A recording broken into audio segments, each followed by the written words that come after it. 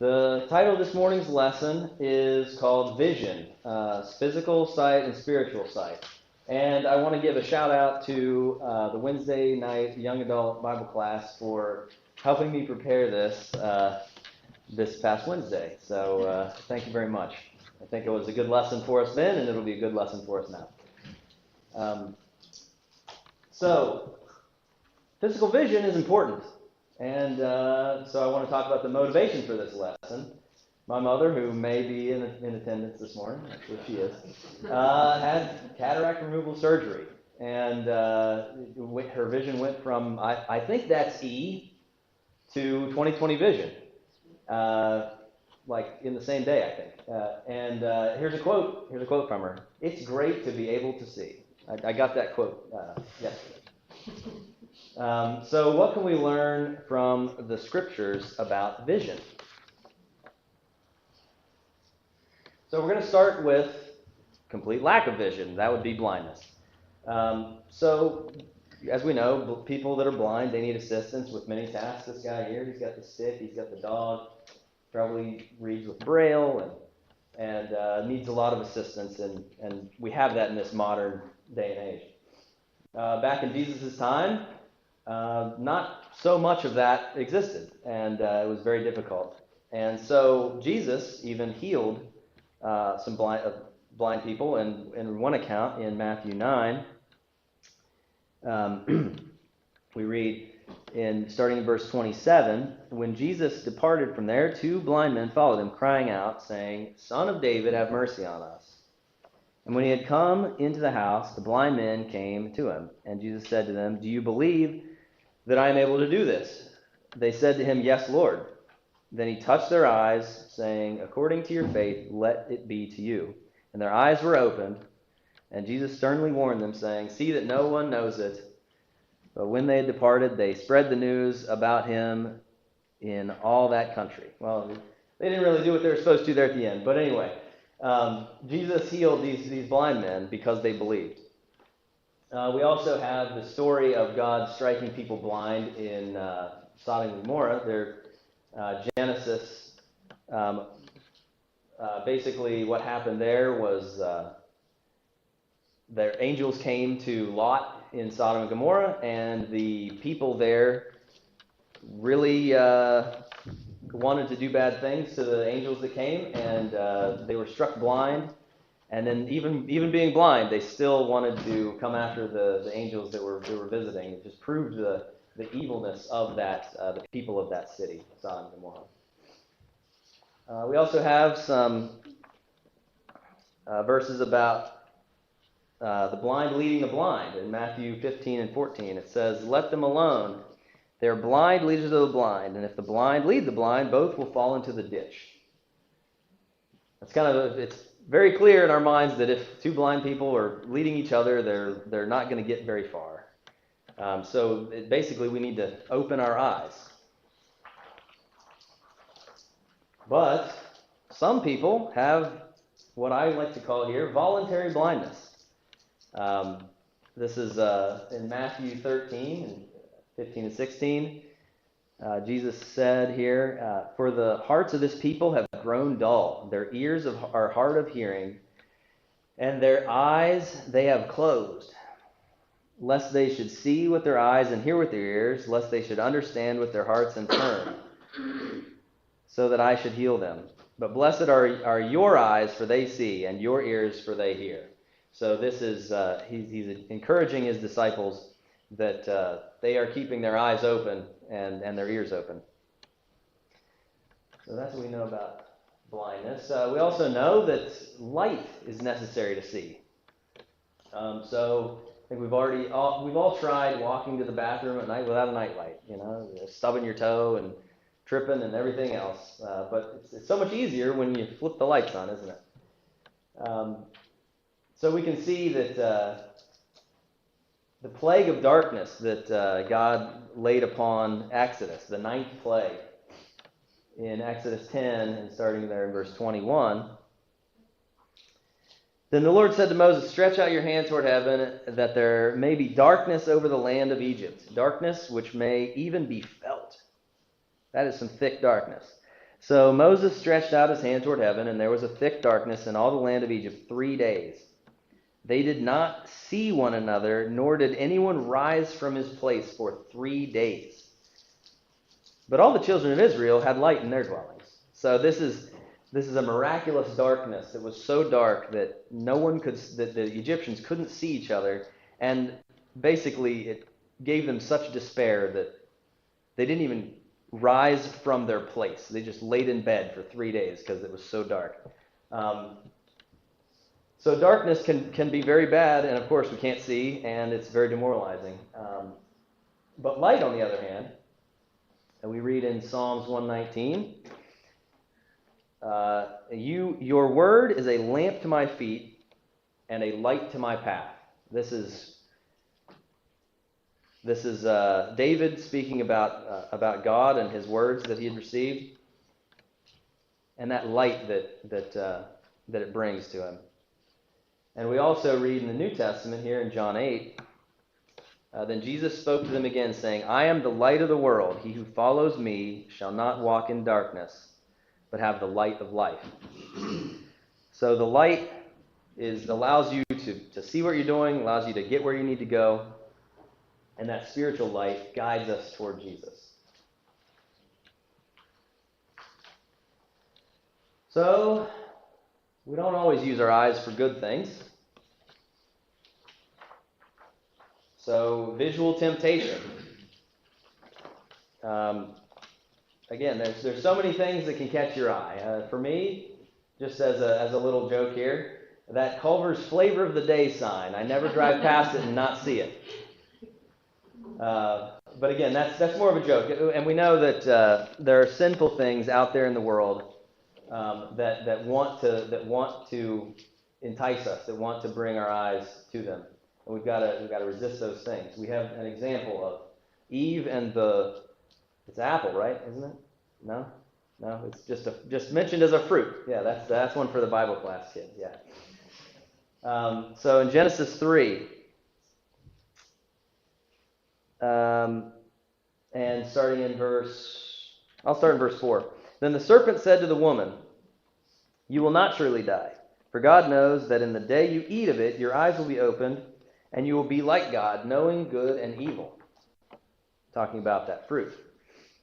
So when the woman saw that the tree was good for food, and it was pleasant to the eyes, and a tree was desirable to make one wise, she took of its fruit and ate. She also gave to her husband with her, and he ate. So there it is. The first temptation was a visual temptation. Yeah, that fruit sure looks good, doesn't it? But we all know how that turned out. That was the beginning of sin and the fall of man out of the garden. This morning we even talked about, in the Bible class, we talked about David and Bathsheba. That was, it's always in the Bible class before the lesson that stuff in the lesson gets brought up. I think that's a little bit of God's providence at work there. But basically, we know the story in 2 Samuel 11. David is at his palace. He sees Bathsheba on the roof. She's bathing. And that temptation was that he just had to have her, and it went all kinds of bad ways. He had Uriah killed. The baby that was born of that relationship was also died. And that was really the beginning of the end for David. Just about everything went wrong for David from that point onward. So then, what do we know in the New Testament about the visual temptation? So in Matthew 5 and 29, it says, if your right eye causes you to sin, pluck it out and cast it from you. For it is more profitable for you that one of your members perish than for your whole body to be cast into hell. We know that this is a hyperbole, basically just saying it's really don't look at these visual temptations to the point where it would actually be better if you just lost an eye. And then we can always pray for help to avoid these temptations. Again, from the beautiful book of Psalms in 119 and 37. Turn away my eyes from looking at worthless things and revive me in your way. So that's David fittingly, David writing Psalms, asking for help to turn his eyes away from these worthless things. Something else we can do with our eyes here and our vision is viewing ourselves. So hopefully I don't have any hair sticking up or broccoli in my teeth. If I had broccoli in my teeth, that would be a problem because I don't even remember the last time I ate broccoli. So. But it's important to view yourself and understand, to take an assessment of what you're doing and if it's right or if it's wrong. So we can look over to James 1, starting in verse 23. For if anyone is a hearer of the word and not a doer, he is like a man observing his natural face in a mirror. For he observes himself, goes away, and immediately forgets what kind of man he was. But he who looks into the perfect law of liberty and continues in it, and is not a forgetful hearer, but a doer of the work, this one will be blessed in what he does. So we have to always keep in mind that we have problems too, and we need to keep ourselves where we need to be going. Another good story here is about the speck and the beam in Matthew 7. Starting in verse 3. It says, "And why do you look at the speck in your brother's eye, but do not consider the plank in your own eye?" It's a beam in some translations, or plank in this one. "Or how can you say to your brother, let me remove the speck from your eye, and look, a plank is in your own eye? Hypocrite! First remove the plank from your own eye, and then you will see clearly to remove the speck from your brother's eye." So this just shows that we're so quick to overlook the faults that we have, but we're very quick to see the faults in others. And this is such a clear passage, this parable here, about how we really need to look hard at ourselves, and then we can help our brothers out with how they should be living. Then we can look in Galatians 6. "For if anyone thinks himself to be something when he is nothing, he deceives himself. But let each one examine his own work, and then he will have rejoicing in himself alone and not in another. For each one shall bear his own load." That means we just need to stay humble and do what we need to do, and then we can be an example to others. Then going back to Isaiah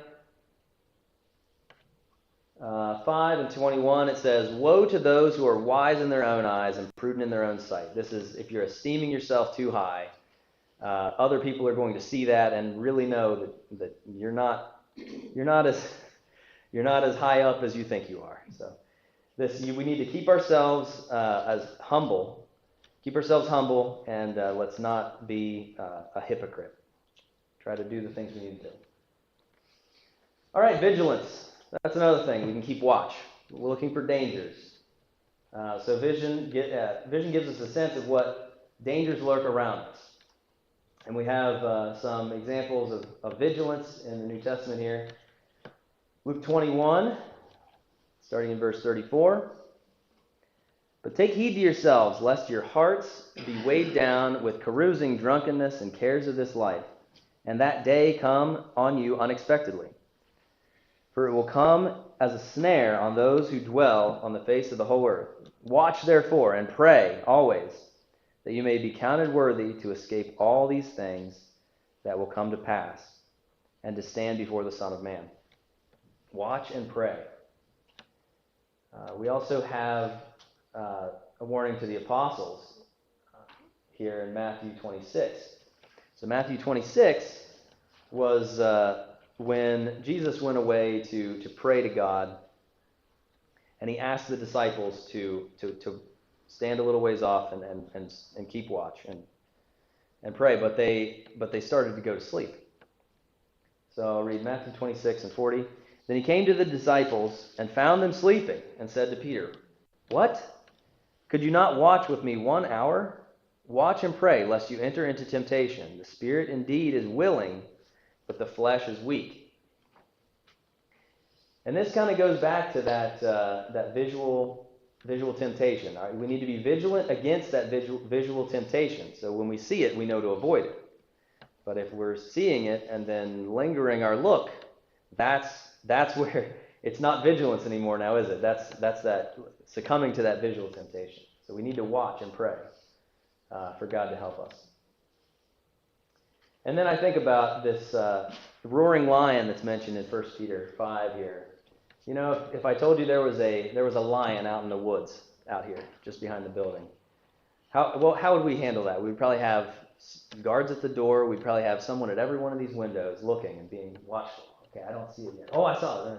No, that was just a shadow or something. You know, we would really be vigilant about an actual lion out in these woods, and we'd guide each other to our cars to get away and things like that. So we need to think about that vigilance. And when I read this verse here, 1 Peter 5, be sober, be vigilant, because your adversary, the devil, walks about like a roaring lion, seeking whom he may devour.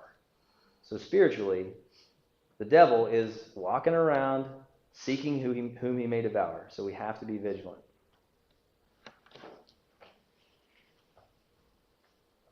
All right, so another thing we do with our eyesight, with our vision, is that we focus on our goals. So I think most of you have probably learned how to ride a bicycle. There's a concept in riding a bicycle that's called target fixation. Basically, when you're riding a bike, you go where you look. And if you look at a telephone pole or a ditch or whatever, you're likely going to ride your bike right into that telephone pole or right into that ditch. So you need to look where you need to go, not any side to side. You got to look where you want to go. And so here we talk about the straight gate. That's basically kind of what the picture is trying to show. You can go any direction, but we're trying to stay on that straight and narrow. Matthew 7 and verse 13 and 14. Enter by the narrow gate, for wide is the gate and broad is the way that leads to destruction, and there are many who go in by it. Because narrow is the gate and difficult is the way which leads to life, and there are few who find it. Got to keep our eyes on the prize, as they say.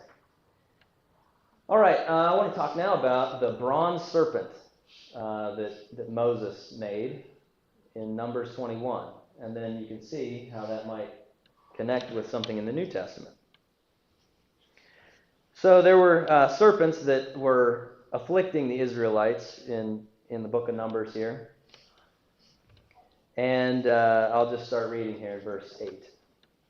Then the Lord said to Moses, make a fiery serpent and set it on a pole.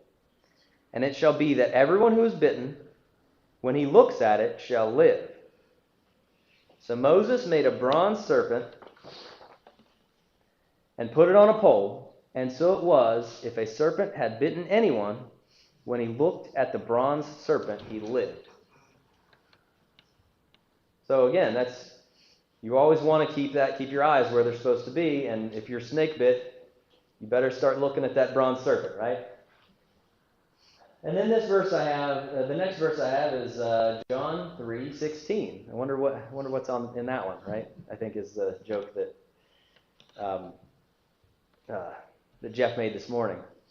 We all know John 3:16. For God so loved the world that he gave his only begotten Son. But what comes in the two verses right before that? Does anyone know? Anyway, this is a rhetorical question. I'll start reading John 3, starting in 14. And as Moses lifted up the serpent in the wilderness, even so must the Son of Man be lifted up, that whosoever believes in him should not perish but have eternal life. For God so loved the world that he gave his only begotten Son, that whoever believes in him should not perish but have everlasting life. So Jesus said here that just like that bronze serpent in the wilderness that saved the Israelites from their snake bites, Jesus is that image that saves us from our sins.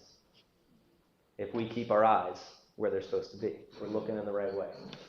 Matthew 6 and 33, I think there's a song about this one. A lot of people like it. It's a pretty nice song. Matthew 6:33. But seek ye first the kingdom of God and his righteousness, and all these things shall be added to you. This talks about the prioritization, seeking first, keeping that first vision, first thought in your mind about the kingdom of God. And then here in, we're talking about looking to Jesus, here in Hebrews 12 and the beginning of the chapter.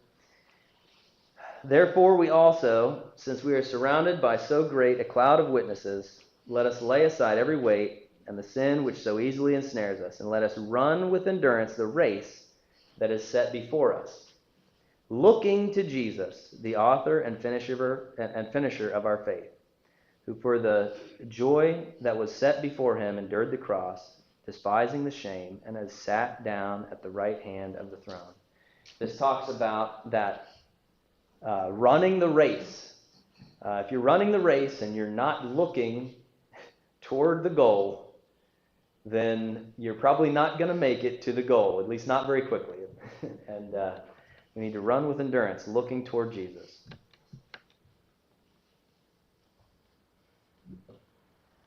We also know that your vision can get better. Well, it can get worse too, but your vision can get better. So with physical sight, you can get glasses, contacts, LASIK, cataract removal surgery, and your eyesight can get better. We know that Jesus healed the blind, and he made their eyesight better. But I want to talk a little bit about Saul on the road to Damascus. I'm going to read these verses here, Acts 9, starting in verse 3. As he journeyed, he came near Damascus, and suddenly a light shone around him from heaven. Then he fell on the ground and heard a voice saying to him, Saul, Saul, why are you persecuting me? And he said, Who are you, Lord? Then the Lord said, I am Jesus, whom you are persecuting. It is hard for you to kick against the goads. So he trembled and astonished. So he, trembling and astonished, said, Lord, what do you want me to do? Then the Lord said to him, Arise and go into the city, and you will be told what you must do. And the men who journeyed with him stood speechless, hearing a voice, but seeing no one. Then Saul arose from the ground, and when his eyes were opened, he saw no one. But they led him by the hand and brought him into Damascus. And he was 3 days without sight, and neither ate nor drank. All right. Wait a minute. You're talking about vision getting better. This was Saul getting blinded by the Lord. What gives here? So yes, Saul was physically blinded. When he had good sight before he was blinded, he was persecuting the church. He was heading in all the wrong directions and harming the cause of Christ. So even though he had really good physical vision, his spiritual vision was incredibly clouded. You might say blind. But then he gets blinded physically, and this information directly from Jesus opens his spiritual eyes to the truth. And from then on, as we know how he writes all these epistles, his spiritual vision is never clearer, even though it's likely that his physical vision might not have ever fully recovered. That's what I've gleaned, that Paul always had vision problems after this road to Damascus moment. That's just speculation, but I do believe that. So his physical vision was increased tremendously to the point where he wrote so much of the New Testament, so much of the scriptures that we hold dear and follow to this day. So that leads me to my final reading here from the Bible in 2 Corinthians 4 and 18. While we do not look at the things which are seen, but at the things which are not seen. For the things which are seen are temporary, but the things which are not seen are eternal. That's the focus. That's the spiritual vision that we need to have. Focus on things eternal. Focus on heaven. Focus on Jesus. Focus on that love he had for us. So, how is your vision? I guess your physical vision, or more especially in this context, how is your spiritual vision? Are you opening your eyes? That's the first part. Open your eyes. Are you letting the light in? That Jesus being that light. Are you vigilant against dangers of sin? Or are you being tempted by those sinful things? Are you viewing yourself, really taking stock of yourself, or to avoid that hypocrisy? And are you focused on the goals that are eternal? And so that's the end of my lesson here about vision, physical, and then spiritual. So if there's anything that we need to do for you today, if you need to be baptized or if you need the prayers of the church, please come forward as we stand and we sing this song of invitation.